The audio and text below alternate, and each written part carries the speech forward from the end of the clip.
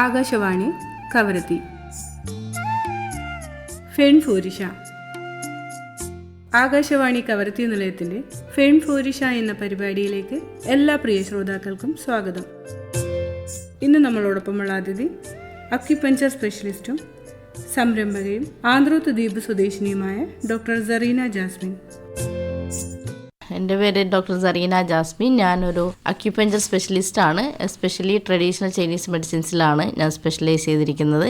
പിന്നെ ഒരു ഓൺട്രപ്രണറും കൂടിയാണ് ഞാൻ. അപ്പോൾ ഒരു സംരംഭക എന്നുള്ള രീതിയിൽ നമുക്ക് ഒരുപാട് അറിയാലോ, ടാസ്കുകളുണ്ട്.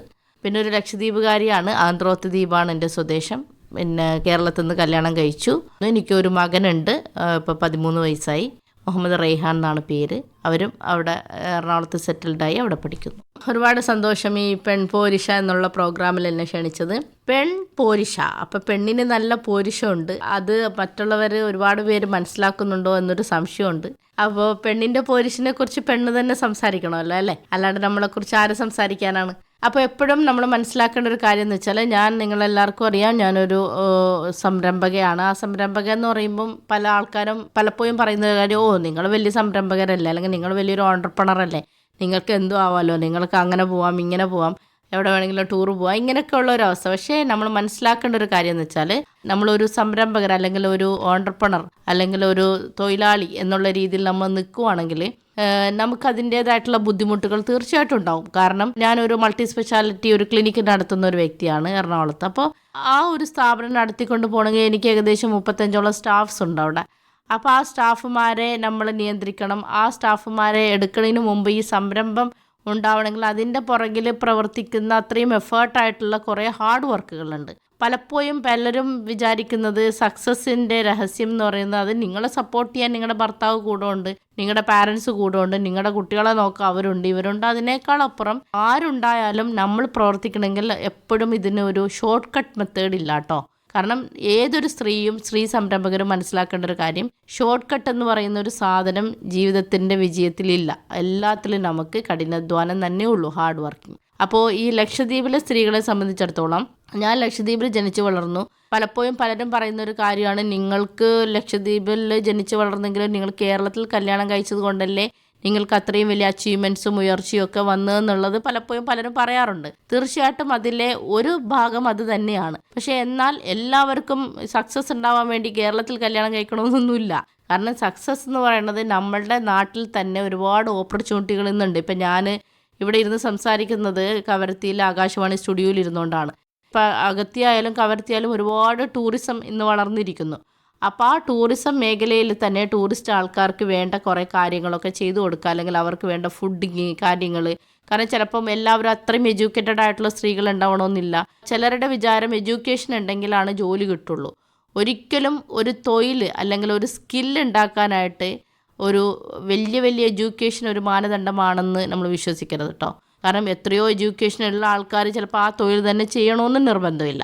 അപ്പോൾ അതുകൊണ്ട് എഡ്യൂക്കേഷൻ ഒരു മാനദണ്ഡമല്ല എന്നല്ല ഞാൻ പറയുന്നത്. എഡ്യൂക്കേഷൻ വേണം, തീർച്ചയായിട്ടും നമുക്ക് വിദ്യാഭ്യാസം ഒരു ഘടകം തന്നെയാണ്. വിദ്യാഭ്യാസം എന്ന് പറയുന്നത് കൾച്ചറിൻ്റെ ഭാഗമാണെന്ന് ഞാൻ പറയുള്ളൂ. കാരണം നമുക്ക് സംസ്കാരം ഉടലെടുത്തെടുക്കണമെങ്കിൽ തീർച്ചയായിട്ടും നമുക്ക് പല ലാംഗ്വേജ് അറിയണം, പല ആൾക്കാരുമായിട്ട് ഇടപഴകണം. അപ്പോൾ അതിനൊക്കെ നമുക്ക് വിദ്യാഭ്യാസം ആവശ്യമാണ്. പക്ഷേ ഈ വിദ്യാഭ്യാസം മാത്രമാണ് ഒരു ജോലി സാധ്യത അല്ലെങ്കിൽ ഒരു തൊഴിലിന് ഉള്ള മാനദണ്ഡം ഞാൻ വിശ്വസിക്കുന്നില്ല. ഒരു ബിസിനസ് ചെയ്യണമെന്നുണ്ടെങ്കിൽ ഏറ്റവും അടിസ്ഥാനപരമായിട്ടുള്ള ഒരു സാധനം ഉണ്ടാവേണ്ടത് അവർക്കൊരു അർപ്പണബോധം. എനിക്കിത് വേണം, അല്ലെങ്കിൽ എനിക്ക് എവിടെയെങ്കിലും എത്തിപ്പെടണം, ഞാൻ ഫിനാൻഷ്യലി ഇൻഡിപെൻഡൻ്റ് ആവണം. പലപ്പോഴും നമ്മൾ ലക്ഷദ്വീപിലെ സ്ത്രീകളെ പലപ്പോഴും നമ്മൾ മനസ്സിലാക്കുന്നത്, അവർക്ക് ഭർത്താക്കന്മാർ കൊണ്ടു കൊടുക്കുന്നു, അവർ വെച്ച് വിളമ്പുന്നു, കഴിക്കുന്നു, അവർക്ക് വേറെ ഫിനാൻഷ്യൽ ബുദ്ധിമുട്ടുകളൊന്നുമില്ല. അല്ലെങ്കിൽ അവരുടെ ഫാദർ കൊണ്ടു കൊടുക്കുന്നു, ആങ്ങളമാർ കൊണ്ടു കൊടുക്കുന്നു. അപ്പം നമ്മളെ സംബന്ധിച്ച് നമുക്ക് ആവശ്യമില്ലല്ലോ, എന്തിനാ പൈസ, അവരെല്ലാവരും കൊണ്ടുവന്ന് തരാൻ ആളുണ്ട് എന്നുള്ളത്. പക്ഷെ എന്നാലും സ്ത്രീകളെ സംബന്ധിച്ചിടത്തോളം ഫിനാൻഷ്യൽ ഇൻഡിപെൻഡൻ്റ് അല്ലെങ്കിൽ ഒരു സാമ്പത്തിക സ്വാതന്ത്ര്യം എന്ന് പറയുന്നത് ഏറ്റവും ഇമ്പോർട്ടൻ്റ് ആയിട്ടുള്ള ഒരു ഘടകമാണ്. കാരണം ഒന്നുമില്ലെങ്കിലും നമ്മുടെ ഭർത്താവിന് ഒരു ഗിഫ്റ്റ് മേടിച്ച് കൊടുക്കണമെങ്കിൽ ഭർത്താവിൻ്റെ കയ്യിൽ നിന്ന് തന്നെ പൈസ എടുത്തിട്ട് ഗിഫ്റ്റ് മേടിച്ച് കൊടുക്കണമെങ്കിൽ ഒരു രസമില്ലല്ലോ. അപ്പോൾ തീർച്ചയായിട്ടും നമ്മൾ ഫിനാൻഷ്യലി ഇൻഡിപെൻഡൻ്റ് ആവേണ്ടത്. എന്നാലാണ് നമുക്ക് കുറെ കൂടി സമൂഹത്തിൻ്റെ മുമ്പിൽ പോലും മൂല്യം ഉണ്ടാവുള്ളൂ എന്ന് ഞാൻ എൻ്റെ അനുഭവത്തിൽ നിന്ന് പഠിച്ചൊരു കാര്യമാണ്. ഇന്നത്തെ കാലത്ത് എല്ലാവരും മൂല്യവൽക്കരിക്കുന്നത് ബന്ധങ്ങളെ പോലും പൈസേനെ അടിസ്ഥാനമാക്കിയാണ്. പക്ഷെ അതിനോട് ഞാൻ തീർച്ചയായിട്ടും 100% യോജിക്കുന്നില്ല. കാരണം എപ്പോഴും വ്യക്തിബന്ധങ്ങൾക്കാണ് പ്രാധാന്യം കൊടുക്കേണ്ടത്. എന്നാൽ പോലും പൈസ ഭയങ്കര ഇമ്പോർട്ടൻ്റ് ആണ്. അപ്പോൾ നമ്മൾ ഒരിക്കലും തൊഴിലില്ല, ജോലിയില്ല എന്ന് പറഞ്ഞിരിക്കാണ്ട് നമ്മുടെ ചുറ്റുമുള്ള കാര്യങ്ങൾ വെച്ചിട്ട് ഇപ്പോൾ എത്രയോ ആൾക്കാർ ഇവിടെ ആർട്ട് കലാപരമായിട്ട് കലാവാസനയുള്ള ഒരുപാട് സ്ത്രീകളുണ്ട് ഇവിടെ. അപ്പോൾ അവരെ സംബന്ധിച്ചിടത്തോളം ഇപ്പോൾ ഞാൻ ഈ അടുത്ത് ഇവിടെ കവരത്തിൽ തന്നെ ഒരു വീട്ടിൽ പോയപ്പോൾ കണ്ടത് അവർ നമ്മുടെ കടലിൽ നിന്ന് കിട്ടുന്ന കുറച്ച് ചിപ്പികൾ മണ്ണ് അതൊക്കെ വെച്ചിട്ട് അടിപൊളി ആർട്ടൊക്കെ ഉണ്ടാക്കി വെച്ചിട്ടുണ്ട്. അപ്പോൾ അത് നമുക്ക് വേണമെങ്കിൽ സെയിൽ ചെയ്യാം. അത് ഇൻ്റർനാഷണൽ ലെവലിൽ പോയാലും അതിന് ആക്സെപ്റ്റൻസ് സ്വീകാര്യത കിട്ടുന്ന രൂപത്തിലാണ് അത് ചെയ്തു വെച്ചിട്ടുള്ളത്. അപ്പോൾ അതിനു വേണ്ടി നമ്മൾ എന്ത് ചെയ്യണം? പ്രയത്നിക്കണം എന്ന് മാത്രമല്ല, അതിനൊരു സ്ഥിരത വേണം. നമ്മളൊരു സാധനം ചെയ്യുമ്പം അതിനെ മാർക്കറ്റ് ചെയ്യാനും അതിനെ വിൽക്കാനും. ഇപ്പോൾ ഇന്നത്തെ കാലത്ത് ഡിജിറ്റൽ മാർക്കറ്റ്, ഇപ്പോൾ ഇൻസ്റ്റാഗ്രാം പോലെയുള്ള പേജുകളൊക്കെ ഇന്ന് നമ്മുടെ ഡ്രസ്സ് വിൽക്കാൻ പോലും ഏറ്റവും കൂടുതൽ ഡ്രസ്സ് പോലും വിൽപ്പന നടത്തുന്നത് ഇന്ന് ഇൻസ്റ്റാഗ്രാം പേജിലും അല്ലെങ്കിൽ ഓൺലൈൻ മാധ്യമങ്ങളിലൊക്കെ തന്നെയാണ്. അപ്പം അങ്ങനെയുള്ള കുറേ കാര്യങ്ങളൊക്കെ ഉപയോഗപ്പെടുത്തിക്കൊണ്ട് ഇപ്പോൾ ഒരു ഇൻസ്റ്റാഗ്രാം പേജിൽ ഞാൻ കണ്ടത് നമ്മുടെ ലക്ഷദ്വീപിൻ്റെ മീൻ അച്ചാറിനെ കുറിച്ചാണ്. ആ മീൻ അച്ചാർ അവർ നല്ല രീതിയിൽ ഇപ്പോൾ ഏതൊരു സാധനവും അതിൻ്റെ പാക്കിങ്ങിൻ്റെ രീതി, അകത്തുള്ള സാധനം ചിലപ്പോൾ ഒന്നായിരിക്കും, പക്ഷെ പുറമെ നിന്ന് കാണുമ്പോൾ അതിൻ്റെ പാക്കിങ്ങിൻ്റെ രീതി, ബ്രാൻഡിങ്ങിൻ്റെ രീതി, അപ്പോൾ എപ്പോഴും നമ്മളൊരു ബ്രാൻഡിങ് ചെയ്തെടുക്കുവാണെങ്കിൽ കുറേ കൂടി അതിനൊരു ഒതൻറ്റിസിറ്റി ഫീൽ ചെയ്യും, സ്വീകാര്യത ഫീൽ ചെയ്യും, ഒരു സിൻസിയറിറ്റി ഫീൽ ചെയ്യും. അപ്പോൾ അങ്ങനെയുള്ള രീതിയിൽ നിങ്ങൾക്കൊരു ബ്രാൻഡിങ് ക്രിയേറ്റ് ചെയ്തെടുത്ത് ബ്രാൻഡിങ്ങിലോട്ട് എത്തിപ്പെടാനായിട്ട് ഇവിടെ ഉള്ള എല്ലാ സ്ത്രീകൾക്കും പറ്റുമെന്ന് തന്നെയാണ് ഞാൻ വിശ്വസിക്കുന്നത്. കാരണം ലക്ഷദ്വീപിലെ സ്ത്രീകളെ സംബന്ധിച്ചിടത്തോളം അവർക്ക് ഭയങ്കര മെൻ്റൽ കപ്പാസിറ്റി ഉള്ള ആൾക്കാരാണ്. അവരങ്ങനെ അത്ര പെട്ടെന്നൊന്നും അവരെ ഒന്നും ആർക്കും മെൻ്റലി തളർത്താൻ പറ്റുന്ന ഒരു മൈൻഡ് സ്റ്റാറ്റസ് അല്ല അവർക്കുള്ളത്, മെൻ്റൽ സ്റ്റാറ്റസ് അല്ല ഉള്ളത്. അപ്പം അതുകൊണ്ട് അവർക്ക് ഉയർച്ചയിൽ എത്തിപ്പെടാനായിട്ട് സാധിക്കും. പക്ഷേ എന്ത് ചെയ്യണം? നമ്മൾ പ്രയത്നിക്കണം. നമ്മളെപ്പോഴും ചിന്തിക്കണത് എനിക്ക് അവരിത് കൊണ്ടുവന്നിട്ടില്ല, എനിക്ക് ഇപ്പോൾ കേക്ക് ഉണ്ടാക്കാനുള്ള മെറ്റീരിയൽ അവർ മേടിച്ചു തന്നിട്ടില്ല, ഇവർ മേടിച്ചു തന്നിട്ടില്ല. അങ്ങനെയല്ല. നമ്മൾ വൺസ് ഒരു ഇൻവെസ്റ്റ്മെൻറ്റ് നമ്മൾ ചെയ്ത് കഴിഞ്ഞിട്ട് പിന്നെ നമ്മൾ തന്നെ പോയി മേടിക്കുക, നമ്മൾ തന്നെ ഇടുക, നമ്മൾ തന്നെ ഫോട്ടോ എടുക്കുക, വീഡിയോ എടുക്കുക, നമ്മളത് ചാനലിലിടുക, നമ്മൾ തന്നെ പ്രചരിപ്പിക്കുക. കാരണം ഏറ്റവും കൂടുതൽ നമ്മളെ മോട്ടിവേറ്റ് ചെയ്യാനും നമ്മളെ ഉയർത്തിക്കൊണ്ടുവരാനും നമ്മൾക്ക് മാത്രമേ സാധ്യമാവുള്ളൂ. അപ്പോൾ പലപ്പോഴും നമ്മൾ മറ്റുള്ളവരെ ഡിപ്പെൻഡ് ചെയ്യുമ്പോഴാണ് നമുക്ക് ഈ പ്രോബ്ലംസ് വരുന്നത്. എന്ന് വെച്ചാൽ ഡിപ്പെൻഡ് ചെയ്യേണ്ടെന്നല്ല, അങ്ങനെ ഡിപ്പെൻഡ് ചെയ്ത് നിൽക്കുമ്പോൾ അവരുടെ സൗകര്യത്തിനും ആവശ്യത്തിനും മാത്രമായിട്ടായിരിക്കും നമുക്ക് സമയം തരാം. അപ്പോൾ നേരെ മറിച്ച് നമ്മൾ തന്നെ ഇറങ്ങിത്തിരിക്കുവാണെങ്കിൽ നമുക്ക് എത്രയും പെട്ടെന്ന് തന്നെ അതിൽ ഒരു സക്സസ്ഫുള്ളിലോട്ട് എത്തിച്ചേരാനായിട്ടും പറ്റുമെന്നാണ് ഞാൻ വിശ്വസിക്കുന്നത്. കാരണം എന്നെപ്പോലെയുള്ള ഒരു ആൾ 21 വയസ്സിൽ കല്യാണം കഴിച്ച് കേരളത്തിൽ വന്നു. എന്താന്ന് പോലും അറിയില്ല. കുറേയൊക്കെ സ്ട്രഗിൾ ചെയ്തു, കുറേ അധികം സ്ട്രഗിൾ ചെയ്തു. എന്നിട്ട് ഇങ്ങനൊരു, ഞാൻ പൊതുവേ അക്കാഡമിക്കലി ഞാൻ മാത്സ് BSc പഠിച്ചൊരു വ്യക്തിയാണ്. അതുമായിട്ടൊരു ബന്ധമില്ലാണ്ട് അവസാനം പിന്നെ ഇത് പഠിച്ചു. അപ്പോൾ അങ്ങനെ ഒരു ആരോഗ്യ മേഖലയിനെ കൊടുത്തുള്ള ഒരു ഹെൽത്ത് സെക്ടർ പഠിക്കുകയും അത് പ്രാക്ടീസ് ചെയ്യുന്നതിനേക്കാൾ ഉപരി അതിനുവേണ്ടി നമ്മളൊരു ക്ലിനിക്ക് ഇട്ടു.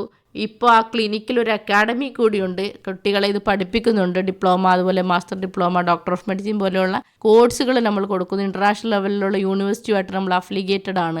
അപ്പോൾ അങ്ങനെയൊക്കെ ഉള്ള ഒരു രീതിയിൽ എത്തണമെങ്കിൽ ഞാൻ വിശ്വസിക്കുന്നത് എൻ്റെ അർപ്പണബോധം തന്നെയാണ്. പിന്നെ കൺസിസ്റ്റൻസി. നമ്മളൊരു സാധനം തന്നെ എപ്പോഴും ചെയ്തുകൊണ്ടിരിക്കുക, അല്ലാണ്ട് നമ്മൾ അതിൽ നിന്ന് ഡൈവേർട്ട് ചെയ്ത് പോയി കഴിഞ്ഞാൽ, നമ്മൾ പറയാറില്ലേ പഴഞ്ചൊല്ല്, 2 തോണിയിലും കാല് വെക്കരുത് എന്നുള്ളത്. അപ്പോൾ ഒരു തൊഴിൽ, എന്ത് തൊഴിലാണോ ആ തൊഴിൽ, ഇപ്പോൾ കേക്ക് ഉണ്ടാക്കുന്നതായിക്കോട്ടെ, അച്ചാറുണ്ടാക്കുന്നതായിക്കോട്ടെ, പലഹാരം ഉണ്ടാക്കുന്നതായിക്കോട്ടെ, അതിൽ തന്നെ വർഷങ്ങളോളം കൺസിസ്റ്റ് ചെയ്ത് നിന്ന് കഴിഞ്ഞാൽ നമുക്ക് വലിയൊരു ഷോപ്പ് തുടങ്ങാൻ പറ്റും. ഒരു ചെറിയ കട, ഒരു ചുരിദാറോ അല്ലെങ്കിൽ ഒരു ഡ്രസ്സ് കട ചെറിയ രീതിയിൽ തുടങ്ങി അത് തന്നെ റിപ്പീറ്റ് ചെയ്ത് കഴിഞ്ഞാൽ നമുക്ക് വലിയൊരു ഷോപ്പിംഗ് മാൾ തന്നെ പണിയാൻ പറ്റുമെന്നുള്ളതാണ് ഞാൻ വിശ്വസിക്കുന്നത്. അപ്പം അതുകൊണ്ട് സ്ത്രീകളായിട്ടുള്ള നിങ്ങളോട് എനിക്ക് പറയാനുള്ളത്, നിങ്ങൾക്ക് നാളെ തുടങ്ങാം, മറ്റന്നാൾ തുടങ്ങാം, അല്ലെങ്കിൽ ഇന്ന ദിവസം തുടങ്ങാം, നല്ലൊരു ദിവസം കണ്ടെത്തട്ടെ, അല്ലെങ്കിൽ കൊച്ചിന് 3 വയസ്സാവട്ടെ, കൊച്ചിന് 5 വയസ്സാവട്ടെ, എന്നിട്ട് തുടങ്ങാമെന്ന് പറഞ്ഞ് നിൽക്കാണ്ട് മനസ്സിൽ ഒരു സംരംഭം ആഗ്രഹിച്ചാൽ, അല്ലെങ്കിൽ അല്ലാഹുത്താല ഒരു കഴിവുമില്ലാത്ത ഒരാളെയും ലോകത്തിൽ സൃഷ്ടിച്ച് വിട്ടിട്ടില്ല. എല്ലാവർക്കും അവരവരുടേതായിട്ടുള്ള കഴിവുകളുണ്ട്. അപ്പോൾ ആ കഴിവുകൾ ഉള്ളതിനെ എനിക്ക് ഇന്നത് ചെയ്യാൻ അറിയാം, അപ്പം ഞാൻ ഇതൊരു ജീവിത മാർഗമാക്കിയെടുത്താലോ എന്ന് ചിന്തിക്കുന്ന ആ നിമിഷത്തിൽ തന്നെ അത് ചെയ്യണം. അറ്റ് ദ മൊമെൻറ്റ്, അല്ലെങ്കിൽ അതിൻ്റെ പിറ്റേ ദിവസം തന്നെ അത് ചെയ്യണം. അല്ലാണ്ട് പിന്നീടത്തേക്ക് അത് മാറ്റി വെക്കാണ്ടിരിക്കുക എന്നുള്ളതാണ് എനിക്ക് ഏറ്റവും പറയാനുള്ള ചെറിയൊരു ഉപദേശം. കാരണം ചെയ്യേണ്ട സമയത്ത് ചെയ്താലാണ് അതിന് ഒരു വിജയം ഉണ്ടാവുള്ളൂ. പിറ്റേ ദിവസത്തേക്ക് മാറ്റിവെച്ച് പോകുന്നതല്ലാണ്ട് അതൊരിക്കലും നടക്കാൻ പോകുന്നൊരു സ്വപ്നമല്ല. സ്വപ്നങ്ങൾ കാണാൻ എളുപ്പമാണ്, അത് പക്ഷേ പ്രാവർത്തികമാക്കണമെങ്കിൽ ഈ പറയുന്ന പോലെ നമ്മൾ നല്ല രീതിയിൽ പ്രവർത്തിക്കണം. പിന്നെ എല്ലാവരുടെ ആഗ്രഹമാണ് നമ്മുടെ ജീവിതം മറിയണമെന്നല്ലേ. നമ്മളുടെ ഇപ്പോൾ ഉള്ള ജീവിതത്തിൽ നിന്ന് നല്ലൊരു ജീവിതത്തിലോട്ട്, നല്ല വീട് വേണം, നല്ല കാറ് വേണം, അല്ലെങ്കിൽ നല്ല രീതിയിൽ ജോലി വേണം, ലക്ഷറി ലൈഫ് വേണം. അതൊക്കെ ജീവിതം മറിയണം. പക്ഷേ നമ്മൾ മാറൂല. അപ്പം നമ്മൾ മാറാണ്ട് എങ്ങനെയാണ് നമ്മുടെ ജീവിതം മാറിമറിയുക? നമുക്ക് മാറാനുള്ള ഓപ്ഷനുണ്ട്. നമുക്കെല്ലാം അറിയാം. നമ്മുടെ കമ്മ്യൂണിറ്റിയിൽ ലക്ഷദ്വീപിൻ്റേതായിട്ടുള്ള കൾച്ചറുണ്ട്.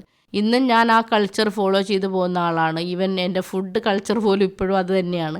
അപ്പം അതുകൊണ്ട് തന്നെ ആ കൾച്ചറിൽ നിന്നുകൊണ്ട് ഏത് സ്ത്രീക്കും, നമ്മുടെ വേഷവിധാനത്തിലായിക്കോട്ടെ, നമ്മുടെ സംസ്കാരത്തിലായിക്കോട്ടെ, നമ്മുടെ റിലീജിയനിലായിക്കോട്ടെ, അതിൻ്റെ ഉള്ളിൽ നിന്നുകൊണ്ട് തന്നെ ഏതൊരു സ്ത്രീക്കും ഏത് വലിയ അന്താരാഷ്ട്രപരമായിട്ടുള്ള നേട്ടങ്ങളിലൂടെയും എത്തിച്ചേരാൻ പറ്റും. നമ്മുടെ കുട്ടികൾ ഒരുപാട് പേര് എത്തിച്ചേർന്നിട്ടുണ്ട്. സ്പോർട്സിലായാലും അല്ലെങ്കിൽ ആർട്ട്, കൾച്ചറിൽ എല്ലാത്തിലും ഉണ്ട്. ആക്ടിങ്ങിലാണെങ്കിലും എല്ലാത്തിലും, ആരോഗ്യ മേഖലയിലും സാംസ്കാരിക മേഖലയിലൊക്കെ ഉണ്ട്. എന്നാൽ പോലും നമ്മൾ ഈ പറയുന്ന അന്താരാഷ്ട്ര തലത്തിൽ ഉയരാനായിട്ട് ഏതൊരു വീട്ടമ്മക്കും പറ്റും. അല്ലെങ്കിൽ ഒരു 7ാം ക്ലാസ് പഠിച്ച ഒരു കുട്ടിക്കും 5ാം ക്ലാസ് പഠിച്ച ഒരു കുട്ടിക്കും അന്താരാഷ്ട്ര തലത്തിൽ ഉയരാൻ പറ്റുമോ എന്ന് ചോദിച്ചാൽ ഉറപ്പായിട്ടും പറ്റും. അപ്പം അതിനു വേണ്ടി നമ്മൾ ചെയ്യേണ്ടത് എന്താ? നമ്മൾ ആത്മവിശ്വാസത്തോടു കൂടിയും അർപ്പണബോധത്തോടു കൂടിയും പ്രവർത്തിക്കാൻ, നിങ്ങളുടെ ഉള്ളിലുള്ള കഴിവിനെ നിങ്ങൾ പുറത്തു കൊണ്ടുവരിക, അതിനെ ഒരു ജീവിതമാർഗമാക്കിയിട്ട് നിങ്ങൾ കണ്ടെത്തുക എന്നുള്ളതാണ്. അപ്പോൾ തീർച്ചയായിട്ടും നിങ്ങൾ ഓരോരുത്തർക്കും അതിന് സാധിക്കുമെന്ന് തന്നെയാണ് വിശ്വാസം. അപ്പോൾ എനിക്ക് സാധിച്ചിട്ടുണ്ടെങ്കിൽ നിങ്ങൾക്ക് സാധിക്കും. എൻ്റെ സീക്രട്ട് എന്ന് പറയുന്നത് വേറെ ഒന്നുമല്ല. നമ്മൾ ഹാർഡ് വർക്ക് ചെയ്യുക, അതിനുവേണ്ടി പ്രവർത്തിക്കുക, അതിനുവേണ്ടി നല്ലോണം പണിയെടുക്കുക. നമ്മൾ മരിച്ച് പണിയെടുക്കാന്ന് കേട്ടിട്ടില്ലേ? അങ്ങനെ പണിയെടുക്കുക. അങ്ങനെ പണിയെടുത്താൽ വിജയം ഉറപ്പായിട്ട് നിങ്ങളുടെ മുമ്പിൽ കൊണ്ടുവന്നെത്തും. നിങ്ങളുടെ ജീവിതം മറിയണമെങ്കിൽ നിങ്ങൾ മാറിയേ പറ്റുള്ളൂ. നിങ്ങൾ മാറിയാൽ മാത്രമേ നിങ്ങളുടെ ജീവിതവും മാറുള്ളൂ. അപ്പോൾ അങ്ങനെ മറിയട്ടെ. നിങ്ങളുടെ ലോകം മൊത്തം നിങ്ങൾ ഓരോരുത്തരും അറിയപ്പെടട്ടെ. നിങ്ങളെല്ലാവർക്കും നല്ല കഴിവുള്ള ആൾക്കാരാണ്, എല്ലാ സ്ത്രീകൾക്കും. സ്ത്രീകളെല്ലാവരും മുമ്പോട്ട് വരട്ടെ. ഈവൻ നിങ്ങൾക്കറിയാം, നമ്മുടെ ട്രഡീഷണൽ ഫുഡ് കെലാഞ്ചി, ഒറോട്ടി, പലഹാരങ്ങൾ ഇതെങ്കിലും ഉണ്ടാക്കാൻ അറിയാവുന്നവരല്ലേ എല്ലാവരും. എന്തുകൊണ്ട് അതിനെ ഒരു ബിസിനസ് ആക്കിക്കൂടാ? ഇവിടെ ഒരുപാട് ടൂറിസ്റ്റ് വരുന്നുണ്ട്. അവർക്കൊക്കെ ഈ കേരളത്തിൽ അവരുടെ നാട്ടിൽ കിട്ടുന്ന ഈ ഫ്രൈഡ് റൈസും അൽഫാമും കുഴിമന്തി ഉണ്ടാക്കി കൊടുക്കുന്ന സമയം കൊണ്ട് അത് കഴിക്കാനല്ലല്ലോ അവർ ലക്ഷദ്വീപിൽ വരുന്നത്. ലക്ഷദ്വീപിൻ്റെ തനതായിട്ടുള്ള പലഹാരങ്ങളും അതുപോലെ അവിടുത്തെ ഫുഡും ഒക്കെ ഉണ്ടാക്കി കൊടുത്താൽ അതൊരു ബിസിനസ്സാണത്. അപ്പോൾ അങ്ങനെയൊക്കെ ഉള്ള രീതിയിൽ നിങ്ങൾക്ക് അതാ പറഞ്ഞത്, നമ്മൾ കണ്ണ് തുറന്ന് നോക്കിയാൽ ചുറ്റും നമുക്ക് കാണുന്നതെല്ലാം നമുക്ക് ജീവിതമാർഗത്തിനുള്ള ഉപാധികളാണ്. അപ്പം നമ്മുടെ തൊഴിൽ നഷ്ടപ്പെട്ടു അതൊന്നും പറഞ്ഞിട്ട് കാര്യമില്ല. നമുക്ക് ജീവിക്കണോ, നമ്മൾ ഇറങ്ങിത്തിരിക്കണം. ആ ഇറങ്ങിത്തിരിക്കണേന് നമ്മൾ ക്ലാരിറ്റി ഉണ്ടാവണം, അതുപോലെ അർപ്പണബോധം ഉണ്ടാവണം, കമ്മിറ്റ്മെൻ്റ് ഉണ്ടാവണം, സിൻസിയറിറ്റി ഉണ്ടാവണം, ആത്മാർത്ഥത ഉണ്ടാവണം. ഇതെല്ലാം ഉണ്ടെങ്കിൽ നിങ്ങൾക്ക് തീർച്ചയായിട്ടും വിജയത്തിൻ്റെ കൊടുമുടിയിൽ എത്തിച്ചേരാനായിട്ട് സാധിക്കും. അപ്പോൾ എല്ലാ സ്ത്രീകൾക്കും അത് സാധിക്കട്ടെ എന്ന് ആത്മാർത്ഥമായിട്ട് ആഗ്രഹിക്കുകയാണ്, പ്രാർത്ഥിക്കുകയാണ്. അപ്പോൾ ഒരുപാട് സന്തോഷം. എന്നെ ക്ഷണിച്ചതിന് ഒരുപാട് നന്ദി അറിയിക്കുകയാണ്. അതുപോലെ തന്നെ ആകാശവാണിയിൽ കയറി വന്നപ്പം സ്ത്രീ സംരംഭകരെ തന്നെയാണ് ഞാൻ കണ്ടത്. 3-4 സ്ത്രീകളെ കണ്ടു. അതായത് ഭയങ്കര സന്തോഷമുണ്ട്. സ്ത്രീകൾ മുൻപന്തിയിൽ നിന്ന് ഇങ്ങനെയൊക്കെ നയിക്കുക എന്നൊക്കെ പറയുമ്പം അത് വലിയൊരു കാര്യം തന്നെയാണ്. അപ്പോൾ നത്തിങ് ഈസ് ഇമ്പോസിബിൾ, അസാധ്യമായിട്ടൊന്നുമില്ല. അവിടെ സ്ത്രീ പുരുഷ കാറ്റഗറിയേ ഇല്ല. എല്ലാവർക്കും എല്ലാം പറ്റും. അപ്പോൾ എല്ലാം പറ്റട്ടെ എന്ന് ആഗ്രഹിക്കുകയാണ്, ആത്മാർത്ഥമായിട്ട് പ്രാർത്ഥിക്കുകയാണ്. Once again thank you so much. ശ്രോതാക്കൾ ഇതുവരെ കേട്ടത് ഫെൺ ഫോരിഷ. ഇന്ന് നമ്മളോടൊപ്പം ഉണ്ടായിരുന്ന അതിഥി അക്യുപഞ്ചർ സ്പെഷ്യലിസ്റ്റും സംരംഭകയും ആന്ധ്രാദ്വീപ് സ്വദേശിനിയുമായ ഡോക്ടർ സറീന ജാസ്മിൻ. ഈ പരിപാടി തയ്യാറാക്കിയത് ബിബി സമിയ, സലാഹ്യ മൻസിൽ. ഏവർക്കും നന്ദി, നമസ്കാരം.